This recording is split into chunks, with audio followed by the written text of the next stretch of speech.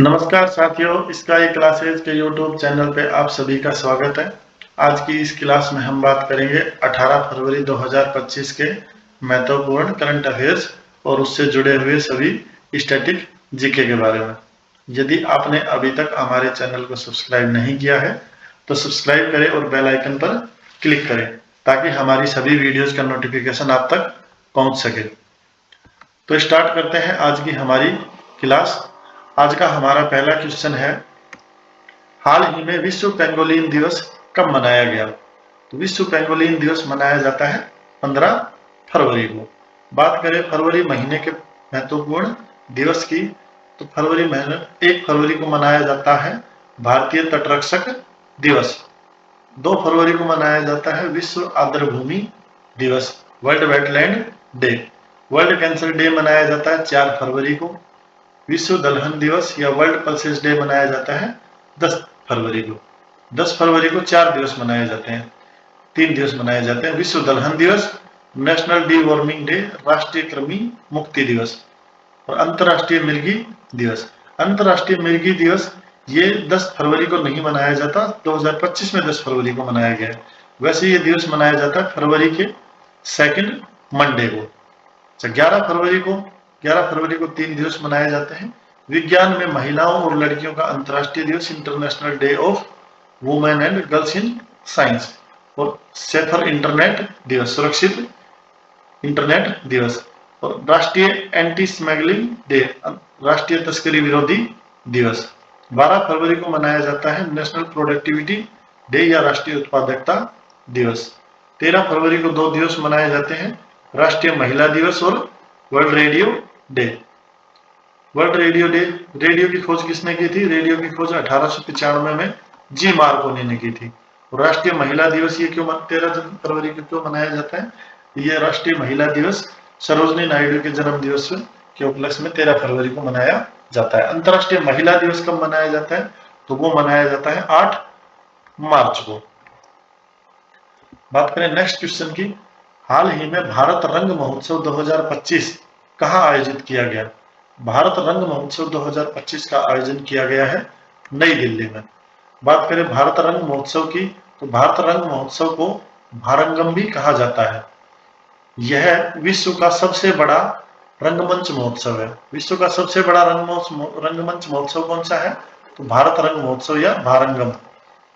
हाल ही में इसका आयोजन नई दिल्ली के नेशनल स्कूल के ड्रामा परिसर में किया गया था और इसके चीफ गेस्ट थे हमारे पर्यटन मंत्री गजेंद्र सिंह शेखावत।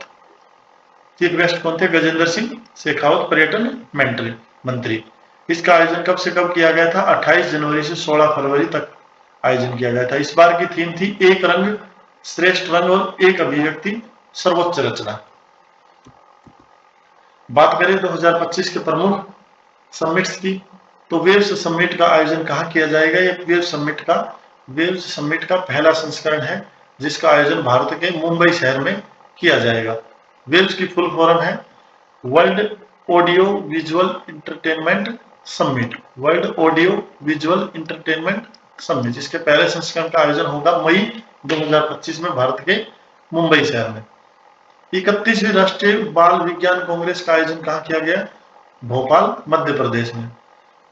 ग्रामीण भारत महोत्सव 2025 का आयोजन किया गया है नई दिल्ली और इसका आदर्श वाक्य था गांव बढ़े तो देश बढ़े। 28वें राष्ट्रमंडल संसदीय सम्मेलन 2026 का आयोजन भारत में किया जाएगा। इंडिया एनर्जी वीक 2025 का आयोजन नई दिल्ली में किया जाएगा।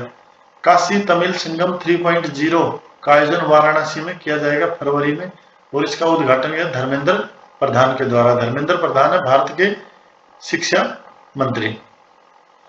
8वां इंडस फूड 2025 का आयोजन ग्रेटर नोएडा में किया जाएगा। 15th या 15वां एरो इंडिया 2025 इसका आयोजन किया गया है बेंगलुरु, कर्नाटक में। तीसरा राष्ट्रीय खनन मंत्रियों का सम्मेलन 2025 इसका आयोजन होगा कोणार्क, उड़ीसा में। पहला ओलंपिक अनुसंधान सम्मेलन 2025 गुजरात के गांधीनगर में। 27वीं अंतरराष्ट्रीय ग्लास कांग्रेस 2025 इसका आयोजन हुआ है कोलकाता में। 27वीं का आयोजन हुआ है कोलकाता, पश्चिमी बंगाल में। 28वीं का आयोजन होगा जापान के फुकुओका शहर में। अच्छा, राष्ट्रीय सुशासन सम्मेलन 2025, राष्ट्रीय सुशासन सम्मेलन 2025 का आयोजन होगा गांधीनगर, गुजरात में।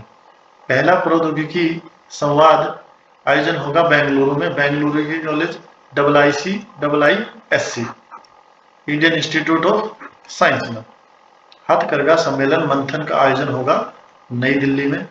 राष्ट्रीय जनजाति स्वास्थ्य सम्मेलन 2025 का आयोजन होगा नई दिल्ली में। और 10वें विज्ञान फिल्म महोत्सव का आयोजन, 10वां विज्ञान विज्ञान फिल्म महोत्सव का आयोजन होगा गोवा में। और WHO ने विश्व फार्माकोपिया की 15वीं अंतर्राष्ट्रीय बैठक कहाँ आयोजित की? तो वो की है भारत के नई दिल्ली में। किसकी 15वीं बैठक? विश्व फार्माकोपिया की 15वीं बैठक। अच्छा, पहला वैश्विक न्याय शांति और प्रेम शिखर सम्मेलन 2025 UAE में। इसका याद रखना क्योंकि ये पहला है, इसलिए पूछे जाने के ज्यादा चांस है। पहला वैश्विक न्याय शांति और प्रेम शिखर सम्मेलन 2025 का आयोजन कहाँ किया गया है? UAE में। अच्छा, बिम्स्टेक यूथ समिट 2025 का आयोजन कहाँ किया जाएगा? गांधीनगर, गुजरात में। 14वीं एशियाई मत्स्य पालन और जलीय कृषि फोरम बैठक भारत, नई दिल्ली। 12वीं world government summit 2025 Dubai, UAE में। कितने नंबर की? 12वें नंबर की वर्ल्ड गवर्नमेंट समिट 2025 दुबई में। नेक्स्ट क्वेश्चन, हाल ही में चर्चा में रहा इन विट्रो गेमेटोजेनेसिस का संबंध किससे है? तो हाल ही में चर्चा में रहा इन विट्रो गेमेटोजेनेसिस का संबंध नई प्रजनन तकनीक यानी कि न्यू रिप्रोडक्टिव टेक्नोलॉजी से है।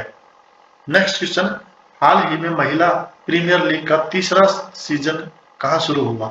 तो हाल ही में WPL यानी कि वुमेन प्रीमियर लीग, यह है कि महिलाओं की क्रिकेट, भारत की महिलाओं की क्रिकेट लीग प्रतियोगिता है। इस बार इसका कौन सा संस्करण है?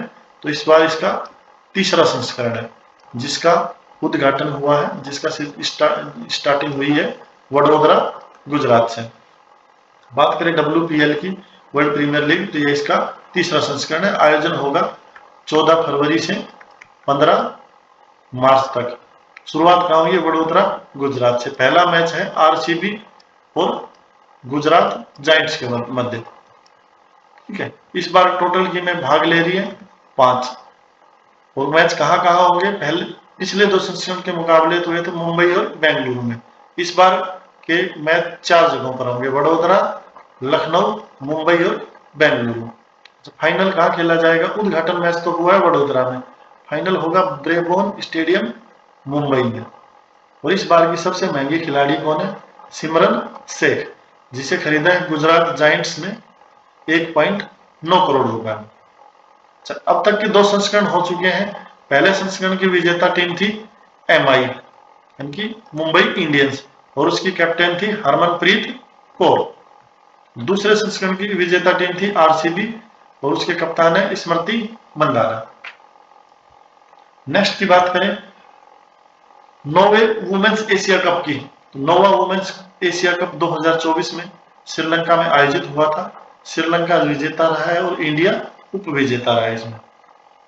नौवे इसकी ये वुमेन्स कप की बात है। नौवा वुमेन्स एशिया कप 2024 कहाँ आयोजन हुआ? श्रीलंका में। विजेता श्रीलंका और विजेता इंडिया। अच्छा, 9वीं ICC women's T20 world cup T20, इसका आयोजन कहाँ हो रहा है? वेस्ट इंडीज और USA में। T20 वर्ल्ड कप 9वीं मैच T20 वर्ल्ड कप का आयोजन कहाँ हुआ था? वेस्ट इंडीज और USA में। विजेता कौन था? भारत और उप विजेता South Africa. Player of the series कौन रहे थे? Jasprit Bumrah. ICC women's T20 world cup 2024 की बात करें तो इसका आयोजन होना था बांग्लादेश में, लेकिन बांग्लादेश में अशांति के कारण इसका आयोजन कहाँ किया गया? UAE में, जिसका विजेता रहा न्यूजीलैंड और उप विजेता साउथ अफ्रीका। दोनों T20 वर्ल्ड कप में 9वें नंबर के T20 वर्ल्ड कप थे, दोनों में उप विजेता रही है साउथ अफ्रीका। मैच में विजेता रही थी इंडिया और वुमेन्स में विजेता रही थी न्यूजीलैंड। अच्छा, बात करें मेंस एशिया कप 2025। मेंस का एशिया कप 2025 का आयोजन कहाँ होगा? इंडिया में। और मेंस एशिया कप ये इंडिया में जो आयोजन होगा ये T20 फॉर्मेट में होगा।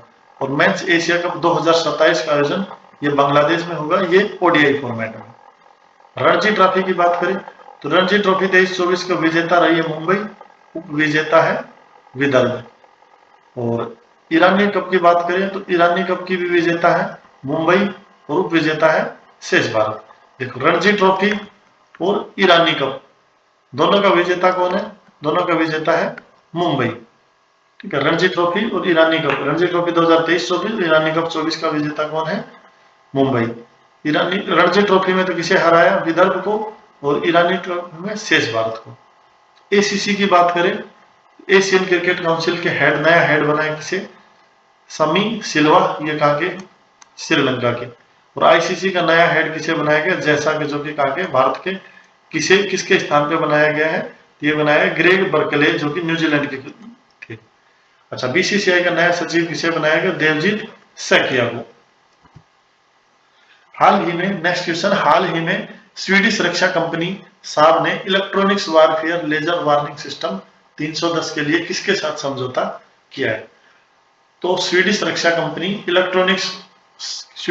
कंपनी साब ने electronics warfare laser warning system 310 के लिए भारत की कंपनी हाल के साथ समझौता किया है। हम हाल की बात करें तो हाल के फुल फॉर्म है हिंदुस्तान एरोनॉटिक्स लिमिटेड, जिसकी स्थापना कब हुई थी? 1940 में। हेडक्वार्टर है बेंगलुरु और उसके सीएमडी है डीके सुनवल। हाल के बारे में प्रमुख बात क्या है? हाल भारत की 14वीं महारत्न कंपनी है। पीएम मोदी ने कर्नाटक के तुमकुरु में देश का पहला हेलीकॉप्टर निर्माण संयंत्र का उद्घाटन किया है। देश का पहला हेलीकॉप्टर निर्माण संयंत्र कहाँ है? तुमकुरु, कर्नाटक में। तेजस देश का पहला स्वदेशी रूप से विकसित हल्का लड़ाकू विमान है। अच्छा, हाल में अपने एक उन्नत हिंदुस्तान जेट ट्रेनर 36 का नाम बदलकर क्या कर दिया? यशस। नेक्स्ट क्वेश्चन की बात करें, हाल ही में आइंस्टीन वलय की खोज किसने की है? Who discovered the Einstein ring? हाल ही में यूरोपियन स्पेस एजेंसी के द्वारा आइंस्टीन वलय की खोज या आइंस्टीन रिंग की खोज की गई है। अच्छा, आइंस्टीन रिंग की बात करें तो आइंस्टीन रिंग है क्या? आइंस्टीन रिंग प्रकाश की एक रिंग है जो किसी खगोलीय पिंड जैसे कि डार्क मैटर, आकाश गंगा या आकाश गंगाओं के समूह के चारों ओर दिखाई देती है। मान लो जैसे ये डार्क मैटर है, इसके चारों ओर लाइट का एक पुंज दिखाई देता है, जिसे आइंस्टीन रिंग कहा गया है। इसकी खोज किसने की है? इसकी खोज की है यूरोपियन स्पेस एजेंसी के द्वारा। तो यूरोपियन स्पेस एजेंसी ने अपना एक मिशन लॉन्च किया था। कौन सा? यूक्लिड टेलीस्कोप से। तो यूक्लिड टेलीस्कोप से इसको पता चला आइंस्टीन वलय के बारे में। अच्छा, यह 590 मिलियन प्रकाश वर्ष दूर है और एजेंसी ने ब्रह्मांड का अब तक का सबसे सटीक 3D मैप बनाना भी शुरू कर दिया है। जब बात करें यूरोपियन स्पेस एजेंसी की, तो यूरोपियन स्पेस एजेंसी की स्थापना हुई थी 1975 में और इसका हेडक्वार्टर है पेरिस, फ्रांस में। और इसके वर्तमान में महानिदेशक है जोसेफ। बृहस्पति के चंद्रमाओं, बृहस्पति के कौन कौन से प्रमुख चंद्रमा है? Ganymede, Callisto, Europa. तो बृहस्पति के चंद्रमाओं पर जीवन की खोज के लिए यूरोपियन स्पेस एजेंसी ने मिशन लॉन्च किया था juice, Jupiter IC moon explorer. Brihaspati के चंद्रमाओं के अध्ययन के लिए कौन सा मिशन लॉन्च किया था? Juice mission. किसने? यूरोपियन स्पेस एजेंसी ने। अच्छा, यूरोपियन स्पेस एजेंसी ने सौरमंडल के पिंडों की सोलर सिस्टम बॉडीज का निरीक्षण करने के लिए यूक्लिड स्पेस टेलीस्कोप लॉन्च किया और इसी टेलीस्कोप की सहायता से उसने आइंस्टाइन वलय की खोज की है। यूरोपियन स्पेस एजेंसी के गया स्पेस टेलीस्कोप ने शिव और शक्ति नामक दो प्राचीन तारों की धाराओं की खोज की है। गया स्पेस टेलीस्कोप ने कौन से दो तारों की धाराओं की खोज की है? शिव और शक्ति। अच्छा, एपोफिस क्षुद्र ग्रह का अध्ययन करने के लिए रामसेस मिशन किसने शुरू किया है? वो भी शुरू किया है यूरोपियन स्पेस एजेंसी ने। कौन से क्षुद्र ग्रह के लिए? एपोफिस क्षुद्र ग्रह के लिए। यूरोपियन स्पेस एजेंसी और जापान की स्पेस एजेंसी दोनों ने मिलकर बेपी कोलंबो मिशन शुरू किया है। इस मिशन ने बुध ग्रह की मरकरी के दक्षिण ध्रुव की पहली बार फोटो ली है। बुध ग्रह के दक्षिणी ध्रुव की पहली बार फोटो किसने ली है? तो वो ली है बेपी कोलंबो मिशन के द्वारा। यह कौन सी दो संस्थाओं का ज्वाइंट वेंचर था? यूरोपियन स्पेस एजेंसी और जापान की स्पेस एजेंसी का। यूरोपीय स्पेस एजेंसी ने मून लाइट प्रोग्राम लॉन्च किया है, चांद के आसपास 5 उपग्रह, जिसके तहत चांद के आसपास 5 उपग्रह छोड़े जाएंगे। जब बात करें नेक्स्ट क्वेश्चन, हाल ही में चर्चा में रहा बेल विवाह कहाँ होता है? बेल विवाह होता है नेपाल के अंतर्गत। बात करें नेपाल की, तो नेपाल की राजधानी है काठमांडू, मुद्रा है नेपाली रुपया, और यहाँ के राष्ट्रपति हैं रामचंद्र पौडेल, और यहाँ के प्रधानमंत्री है केपी शर्मा ओली। बात करें नेपाल की, तो भारत नेपाल के साथ 1751 किलोमीटर की बाउंड्री बनाता है। भारत के कौन कौन से राज्य नेपाल के साथ लगते हैं, तो एक लगता है उत्तराखंड, उत्तर प्रदेश, बिहार, बंगाल और सिक्किम। भारत के 5 राज्य लगते हैं नेपाल के साथ। 1751 किलोमीटर की बाउंड्री बनाता है भारत के 5 राज्य, उत्तराखंड, यूपी, बिहार, पश्चिम बंगाल और सिक्किम। ये 5 राज्य नेपाल के साथ सीमा बनाते हैं। नेक्स्ट है, बात करें नेपाल की कुछ प्रमुख स्टैटिक जीके प्रश्नों की, या जो नेपाल हाल ही में क्योंकि चर्चा में रहा था उन क्वेश्चनों की। तो नेपाल ने 2025 को विशेष पर्यटन वर्ष घोषित किया है। विशेष पर्यटन वर्ष घोषित किसने किया है? नेपाल ने। किसको? वर्ष 2025 को। वर्ष 2025 को नेपाल ने विशेष पर्यटन वर्ष घोषित किया है। नेपाल के पोखरा को उनकी राजधानी टूरिज्म कैपिटल बनाया। 2025 को किस लिए बनाया? विशेष पर्यटन वर्ष। जब पर्यटन वर्ष बनाया है तो कोई ना कोई पर्यटन कैपिटल भी बनाएगा। टूरिज्म कैपिटल किसे बनाया? पोखरा को। पोखरा को पर्यटन कैपिटल बनाया और 2025 को विशेष पर्यटन वर्ष घोषित किया है। माता तीर्थ ओंसी उत्सव कहाँ मनाया जाता है? नेपाल में। बिम्स्टेक यात्रा महोत्सव नेपाल में मनाया गया। रेनबो टूरिज्म कॉन्फ्रेंस ये भी नेपाल में मनाया जाता है। समलैंगिक विवाह का पंजीकरण करने वाला पहला दक्षिण एशियाई देश कौन बना है? नेपाल। समलैंगिक विवाह का पंजीकरण करने वाला पहला देश कौन बना है? नेपाल। भारत नेपाल के मोनाल उपग्रह को लॉन्च किया। भारत ने नेपाल के कौन से उपग्रह को लॉन्च किया है? मोनाल उपग्रह को। भारत नेपाल से 10 सालों में कितनी बिजली खरीदेगा? 10,000 मेगावाट। और WHO ने कावरे पालनचोक जिले के धूलीखेल नगर पालिका को, धूलीखेल नगर पालिका कौन से जिले में है? कावरे पालनचोक जिले में, इसे नेपाल का सबसे स्वस्थ शहर घोषित किया है। नेपाल का सबसे स्वस्थ शहर और एशिया का दूसरा सबसे स्वस्थ शहर घोषित किया है। यूपीआई सिस्टम अपनाने वाला पहला विदेशी देश कौन है? नेपाल। भारत के यूपीआई सिस्टम को अपनाने वाला पहला विदेशी देश भी नेपाल है। इंटरनेशनल सोलर अलायंस का 101वां सदस्य भी कौन है? नेपाल। नेपाल ने भारत के माध्यम से बांग्लादेश के लिए 40 मेगावाट बिजली निर्यात करने का समझौता किया है। नेपाल के एक है नीमा रिंजी शेरपा। दुनिया की 8000 मीटर से ऊंची सभी 14 चोटियों पर चढ़ने वाले सबसे कम उम्र के व्यक्ति कौन बने हैं? नीमा रिंजी शेरपा। इनकी उम्र कितनी है? मात्र 18 वर्ष। अच्छा, नॉनसेन शरणार्थी पुरस्कार 2024 यह अवार्ड दिया जाता है UNHCR के द्वारा। UNHCR क्या है? United nation high commissioner for refugees. ये दिया गया है दीप्ति गुरुंग को। दीप्ति गुरुंग कहाँ के हैं? नेपाल के। टोटल 5 लोगों को दिया गया था, जिनमें एक थे दीप्ति गुरुंग नेपाल के। सूर्य किरण अभ्यास 18वां संस्करण कहाँ आयोजित किया गया? भारत नेपाल के मध्य, नेपाल के सिलीगुड़ी, नेपाल में आए गए, नेपाल के आयोजित किया गया। इस बार का आयोजन कौन सा आयोजन था? 18वां संस्करण था, जिसका आयोजन कहाँ किया गया? नेपाल में। 18वां हाथी एवं पर्यटन महोत्सव का आयोजन कहाँ किया गया? नेपाल में। तामू लोसर महोत्सव या तामू लोसर इसे नए साल के रूप में मनाया जाता है। नेपाल में है गुरुंग समुदाय। गुरुंग समुदाय के द्वारा क्या मनाया जाता है? तामू लोसर महोत्सव को नव वर्ष के रूप में। और भारत में इसे सिक्किम में भी मनाया जाता है। भारत के कौन से राज्य में मनाया जाता है तामू लोसर महोत्सव? सिक्किम में। तो दरसाइन महोत्सव और बड़ा दरसाई उत्सव ये भी नेपाल में मनाया जाता है। पश्मीना महोत्सव, जम्मू कश्मीर की प्रसिद्ध पश्मीना शिल्प को GI टैग मिला है। गंभीर रूप से संकटग्रस्त श्रेणी में शामिल और वर्ष 2040 तक लुप्त होने वाला याला ग्लेशियर कहाँ है? नेपाल में। सोनम लोसर त्योहार तमांग समुदाय के द्वारा और इसे सिक्किम में भी मनाया जाता है। नेक्स्ट क्वेश्चन है, हाल ही में लोकसभा ने कितनी भाषाओं को ट्रांसलेशन सेवाओं में शामिल किया है? तो हाल ही में लोकसभा के द्वारा 6 भाषाओं को ट्रांसलेशन सेवाओं में शामिल किया गया है। पहले से कितनी भाषा थी? तो पहले से 10 भाषाएं शामिल थी, 6 और भाषाओं को शामिल कर लिया गया है। इस प्रकार अब कितनी भाषाएं होगी? 16 भाषाएं।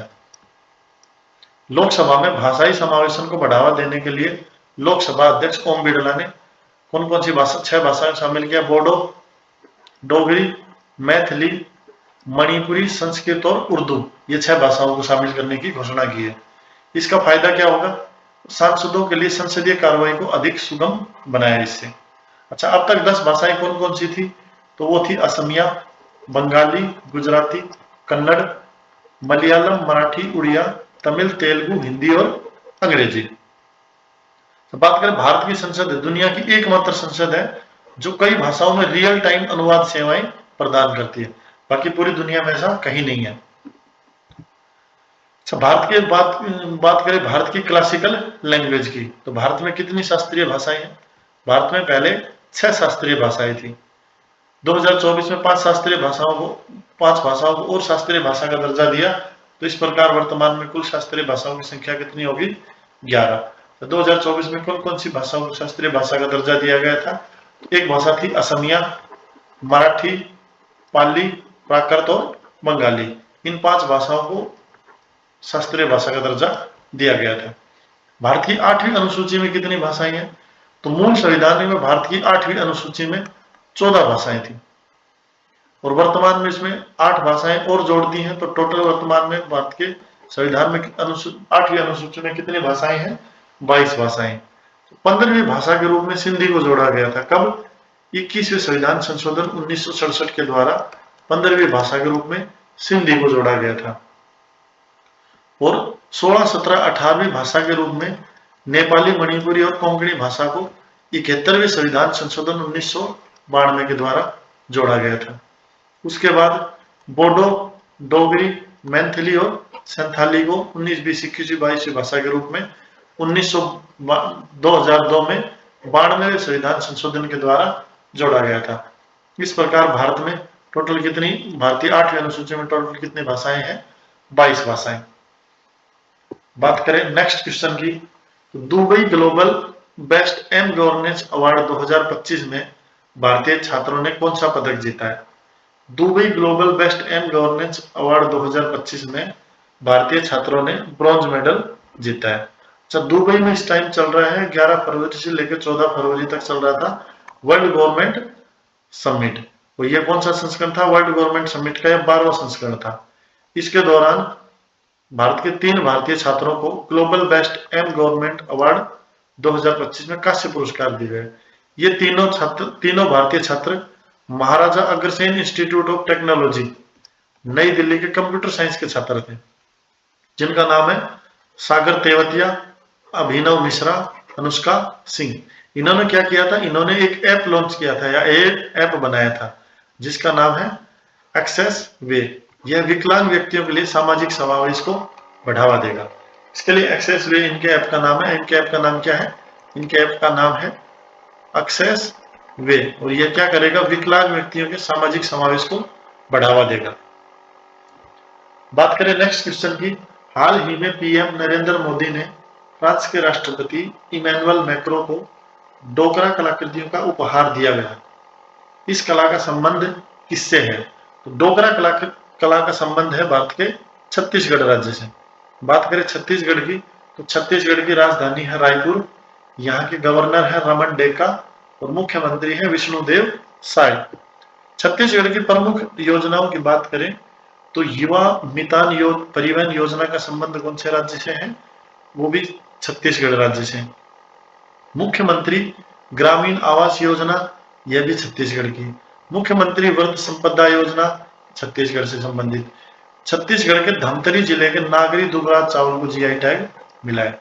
छत्तीसगढ़ के कौन से चावल को जीआई टैग मिला है, नागरी दुबराज चावल को, और यह कौन से जिले में होता है, तो यह होता है छत्तीसगढ़ के धमतरी जिले में।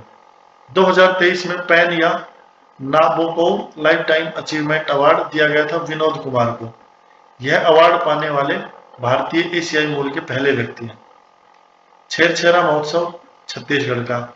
मुख्यमंत्री मितान योजना छत्तीसगढ़। कौशल्या मातृत्व योजना छत्तीसगढ़। छत्तीसगढ़ में 3 नेशनल पार्क हैं, इंद्रावती नेशनल पार्क, कांगरेर घाटी नेशनल पार्क, गुरु Ghasidas national park. 2 tiger reserve है, अचान कुमार टाइगर रिजर्व और इंद्रावती टाइगर रिजर्व। लेमरू हाथी अभ्यारण्य कहाँ है, छत्तीसगढ़ के कोरबा में। छत्तीसगढ़ के कोरबा में लेमरू हाथी अभ्यारण्य है। पंडवानी नृत्य, पंडवानी नृत्य भी किससे संबंधित है? छत्तीसगढ़ से। इसकी पहली महिला कलाकार कौन थी? तीजन बाई। हरेली त्योहार कहाँ मनाया जाता है? छत्तीसगढ़ में। छत्तीसगढ़ में कोयला की खान है गेवरा कोयला खदान, जिसे worldatlas.com के अनुसार यह दुनिया की दूसरी सबसे बड़ी कोयला खदान है। और दुनिया की पहली सबसे बड़ी कोयला खदान है ब्लैक थंडर खदान यूएसए की। पहले नंबर पे तो है ब्लैक थंडर खदान यूएसए और दूसरे नंबर पे है गेवरा कोयला खदान भारत, ये छत्तीसगढ़। देश का पहला कोविड गंभीरता बायोमार्टर किट लॉन्च किया था, जो कि कोविड-19 की गंभीरता का पता लगा सकती थी। यह भी छत्तीसगढ़ में लॉन्च किया था। विश्व के सबसे ऊंचे बांस के टावर कहाँ? बेमतेरा जिले के ग्राम कठिया में। ऊंचाई कितनी है? 140 फीट और वजन है 7400 किलोग्राम। जल जागर महोत्सव ये कहाँ मनाया जाता है? जल जागर महोत्सव छत्तीसगढ़ में। 27वीं अखिल भारतीय वन खेल प्रतियोगिता, 27वीं अखिल भारतीय वन खेल प्रतियोगिता का आयोजन रायपुर छत्तीसगढ़ और टॉप किसने किया? छत्तीसगढ़ में। वन पारिस्थितिकी तंत्र को हरित सकल घरेलू उत्पाद से जोड़ने वाला पहला राज्य, वन पारिस्थितिकी तंत्र को हरित सकल घरेलू उत्पाद से जोड़ने वाला पहला राज्य कौन सा है? छत्तीसगढ़। दीनदयाल उपाध्याय भूमिहीन कृषि मजदूर कल्याण योजना, इन किसानों को हर साल 10,000 रुपए दिए जाएंगे। जिनके पास इस योजना के तहत जिनके पास जमीन नहीं है उन किसानों को हर साल 10,000 रुपए दिए जाएंगे।